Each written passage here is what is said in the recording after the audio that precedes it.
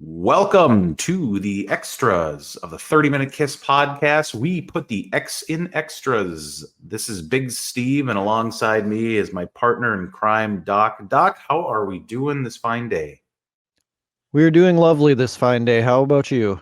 I'm doing amazing, actually, and I'm looking forward to cracking the shell on Hotter Than Hell, which we just recently recorded the podcast for, and I think that's going to be what we're going to talk about today, huh? And you just rhymed, which was Did I? great. Cracking the Feel shell on Hotter Than Hell.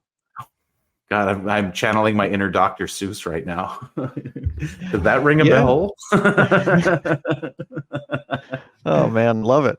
So we just recorded the Hotter Than Hell. We kind of got in through all of the songs there, which just there's a lot of material in there that I'm sorry, I'm just going to jump right into it because I think it's what the most common thing about Hotter Than Hell. People, even the producers and the band themselves, they're just not happy with the muddy overtone quality that it was presented with. And admittedly, I think Kramer, I believe, was producing that one too, and he had said he just was constantly trying to change it to find the sound, and it just kept going down further into the rabbit hole, and before he knew it, he had to meet the deadline. So basically just had to finish it and present it, and that's kind of what they got, which is kind of a bummer because when you listen to it, I think that there's some really, really good tracks on there. But they don't jump off the page for me because it's so hard to listen through the muddiness. That's just my take on it, though. Yeah, I think the vibe was a little more consistent as far as the music goes. It wasn't going from something like Deuce or Black Diamond or Strutter into like Kissin' Time and Let Me Know. It was more of a consistent listen, even though it wasn't as highly rated. And the production wasn't great and it wasn't consistent. So some songs they sound all right, and then some songs like Coming Home, both of us were like, that just needs to be a little more gutsy. It's just so compressed and it doesn't sound like it could. And I'm not a producer. I don't know the ins and outs of all that stuff, but if they were in a rush and they kind of just had to get this stuff done and get back on tour and do all that kind of stuff, it would be understandable. Whatever they had to do to just put out records. And I don't know why they were doing that necessarily, because if the demand for records wasn't really there, but the demand for touring kind of was there. I think Casablanca was nosediving, and I think that they were looking for, I don't think they were making the money that they thought maybe on tour. I don't know. Regardless, I believe that's where the pressure came from. Like, you guys, we know you're on tour. We need another album here, and Casablanca had been known as a primarily disco label, right? So this was a big change for them to try to really get behind a rock, brand. And they did for a while, but I think that's where this came from. So yes, to your point, it was like we put out our first album, we're touring for it, and I don't know. You typically see that bands generally put out an album and then they'll tour for that album for a year, maybe sometimes even two, depending on how popular it is, if they've got to go international or whatever.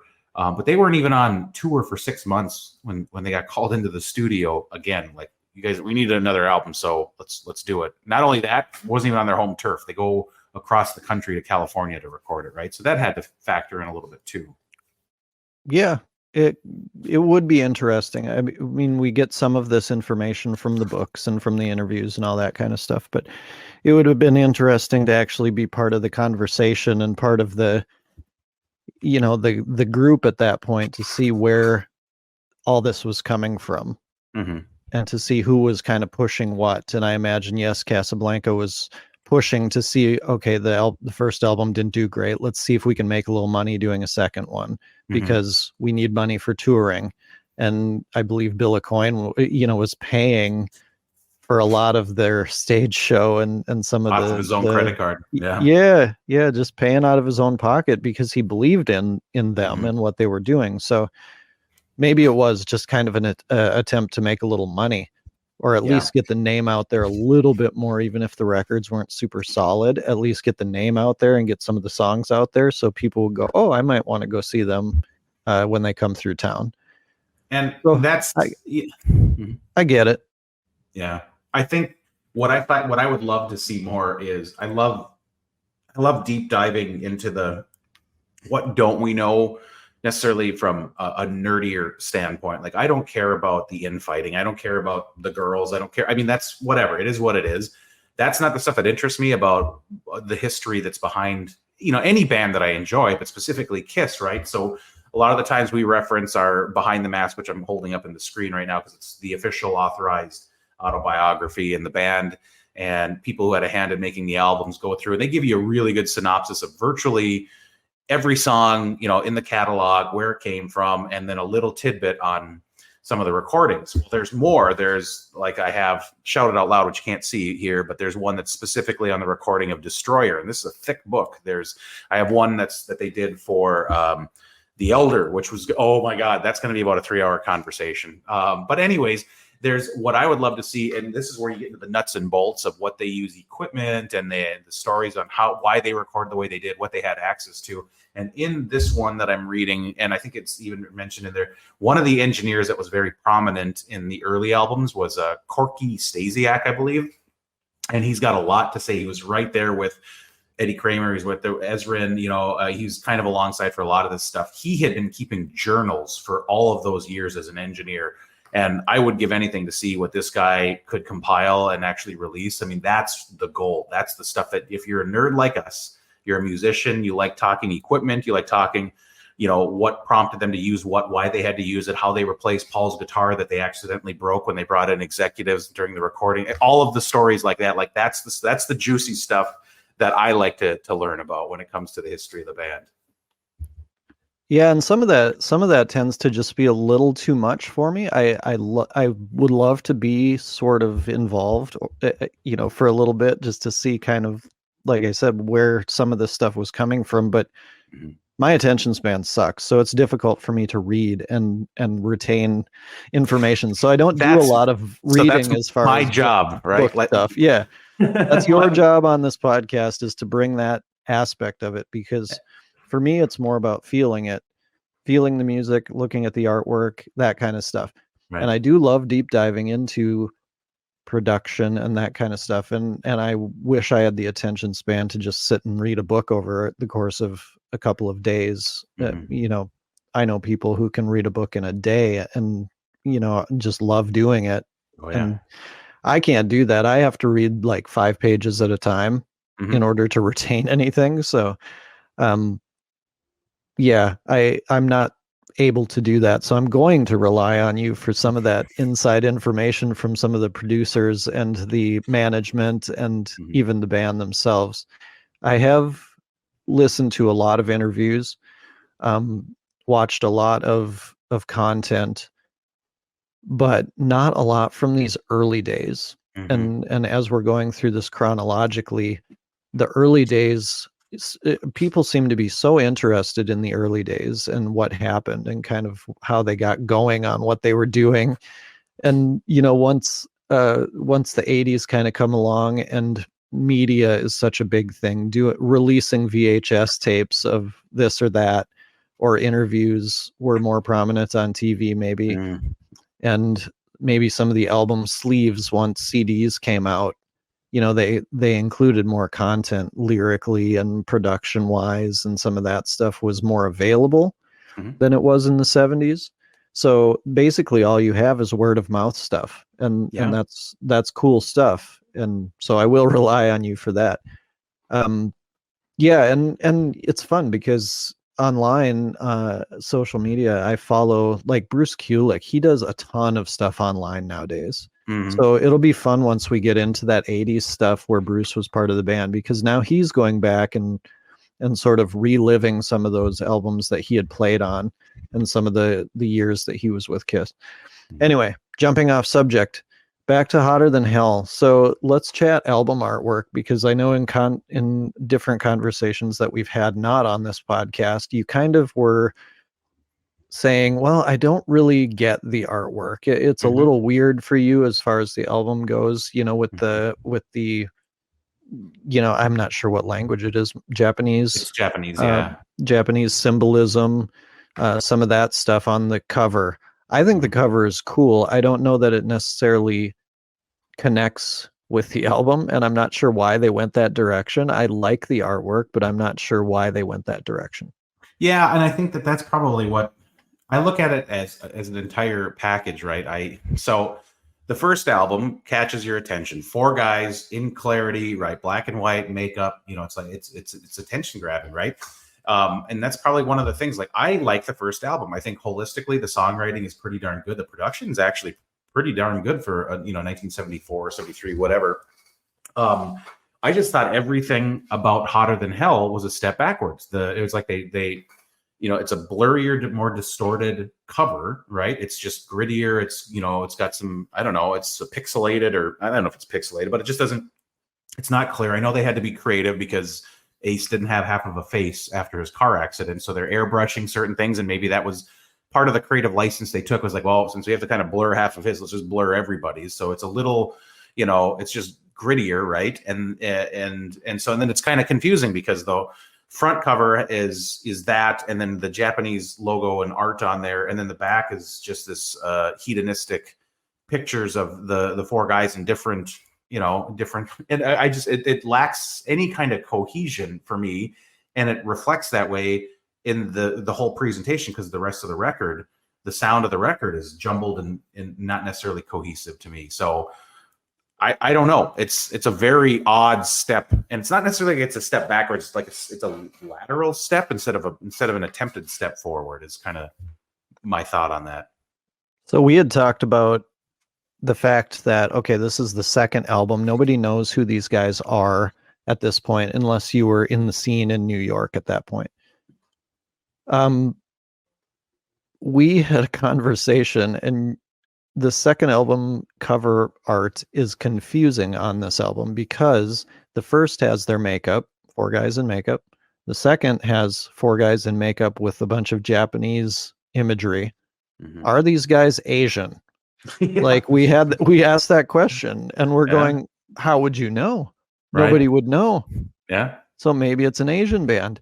And it is it's a point that actually makes sense, because a lot of people who grew up in Asia can also speak fine English, mm-hmm. and sing in English. If you go over there as an American band, they will sing your lyrics in English. So it's not way out of the ballpark for somebody to look at these things and go, well, these guys might be Asian. It's true. So I don't know why. My huge question here is, why is the cover artwork so influenced by Japanese artwork? Yeah, I've read, and there's just a lot of speculation, but I think it just seemed like a fashionable idea. And I know that the producers and everybody got a hand in this. There's a lot of extraneous living that was going on with this. Substances were being used and not even being used, promoted, right? Like, we want you guys drunk for these photos. We want you guys like bringing in all of this stuff, like everything, right? So again, I don't know. It was one of those. I've had those days where I used to drink, and things that seemed like really good ideas when you're under the influence are really weird the next day when you're of sound mind. So it could have been something as simple as that, like, oh, this seems like a great idea, but not the next day, not so much, and now it's too late because we've already paid for this and it's in printing now, right? Like I don't know. Yeah, and it's kind of interesting that the logo at the bottom shows up with Eric Carr later. Mm-hmm. So the little center logo, which I looked up, and it supposedly means power. Eric Carr used that on his kit, and I think maybe on his costuming for a while. Mm-hmm. We'll get into that once we get into that era, but it did maybe make an influence on him specifically, mm-hmm. enough to put it on his drums and his costume. Yeah, I kind of feel like they should have, opened the CD, the CD. That's just dating myself there. It was a record. Like, they should have opened the record using the gong that came in. What is it? Halfway through the one song. Like, they use it one time in, it's prominent there, and he uses it once. I'm trying to. What song is that? Is that Hotter Than Hell. That's in the middle of Hotter Than Hell. They use the gong, right? Why didn't they just kick off the album? Like, again, it would have helped make a little bit of sense out of something that just doesn't make sense on the cover, right? Yeah, yeah. So yeah, I get it. I mean, the more we talk about it, the cohesiveness isn't there. If you were just looking at the album artwork, I think it's kind of cool looking. Mm-hmm. But as far as the artwork for this album and for this band, maybe not so much. Mm-hmm. I here's the thing, and this is a bigger part of the conversation, but I really feel like it's so bizarre. In the presentation of the band itself, I feel like it could have made more sense if they released the first album the way they did, and if they released Dress to Kill second, and then Hotter Than Hell third. Because you release your first album and you're establishing the line in the sand, right? So you're thinking with the second album, you're going to get kind of a continuation of the sound, the look, the presentation, all that. Instead, you get a completely different, experience, at least for me, right? So again, not a step back necessarily, but it's a lateral step instead of attempted step forward. And then with Dress to Kill, you have more of closer what the first album presented with. In my opinion, you had more bubblegum pop type sounding and up tempo and happy go lucky, which seemed like it was more of a continuation of the first. So could you imagine if they flip flop that and Dress to Kill came out second, Hotter Than Hell came out third? What a difference that could be, because then you're going down that darker path, which would lead way more incense to Destroyer that's coming out after that, right? It's like this progression of the band. And to me, but instead you get this and then this and then this. And I don't know, keeps you guessing. So there's something to be said for that. And maybe that's the reason for the lack of success. Yeah. Or part of it is the order that they kind of did this in. Maybe the choices in artwork. I'm not sure. I guess, initially they didn't sell a lot of albums. It was they were more of a live band and were selling tickets. They weren't making a lot of money on the road, or any money on the road, but they must have had some sort of contract with Casablanca where they said, okay, we have to have you do a 4-album deal in the next 4 years or something. And they kind of wanted to get those things out of the way. I'm not sure. Before they went bankrupt. Yeah, that would make a little more sense. But so on that note, so speaking of notes, where I'm going with this, the first album in my mind has a pretty decent clarity and presentation. You can hear the individual tones a lot better, even the drums separate from the bass, separate from the guitars, right? In just the way my ear hears it. Then you go to Hotter Than Hell. So from your perspective, what do you feel the bass sound, what it does, how Gene presents it and how the producers present it in the first album compared to what he does in the second album? So what does that do from a bass player standpoint, as far as what does your ear latch onto? Well, as far as bass tone and bass playing goes, the first album has that hands down, I believe. There's a lot of cool songs on that first album where he's kind of ripping around on bass, just having a good time playing a lot of fun stuff and a lot of heavy stuff and all that. But on the second album, like we've talked about in the past, it's so compressed and it's so, there's just no guts to it. So I'm not sure exactly what guitars and basses they were using to record those albums. Gene is relatively famous for playing Gibsons in the early days. He played a bass called a Grabber and a bass called a Ripper. They're very similar Gibson basses that were made in the 70s. You can get a pretty penny for them nowadays. But it did take a step down as far as that goes because it wasn't as prominent. So being a bass player and you being a drummer, you said in the first album, those things just stand out more. They're more separated. They're not as mushed together. And I imagine a guitar player would say, oh my gosh, why, listening to Coming Home or Coming Home, why is it all one thing? There's nothing that stands out. So yeah, with that point, I agree that it was easier to hear what instrument was doing what on the first album. Mm-hmm. Yeah, definitely. So you as a drummer had said that it stands out in the first album as well. Is there any different drumming techniques or things that you noticed that Peter was doing different between the first and the second albums, specifically? Not particularly. I think given the material, I think he was a classically, his ear was more from the big band era, and so he tried to incorporate a lot of those types of rudiments. I think anytime that he touches music, he tries to, right? I think the one thing I noticed, I like the first album. I love the sound of his drums because I can actually hear them. More importantly, I can hear his hi-hat. I can hear when he's changing from the hi-hat to the, and just little subtle things like that change the dynamic of the song. For example, in Strutter, you can hear he plays on the verses. He's keeping standard 4/4 time between the hi-hat, bass drum, and the snare. And then when he gets to the chorus, he'll go to the ride and then the bass drum and the snare until he gets to the third verse, and then he continues on with the ride and the snare and the bass drum, which adds a very full sound. Like, again, it's a prominent way of making something else like this is our finale of the song, and it stands out.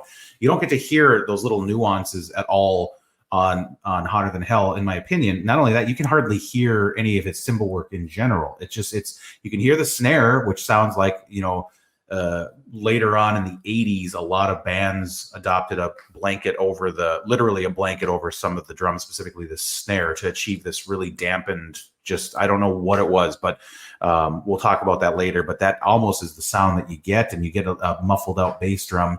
But you can't, half the songs, you can't even tell that he's even playing on the hi-hat. And when he's doing the rides. So technique wise, he's doing mostly the same. With the exception of, I think the only time it really changes is when he plays Strange Ways, because he's got to go for a slower, almost metal sound of really, which is not easy when you're a drummer that's used to the Gene Krupa, and your instinct is you want to start adding in flares and fills.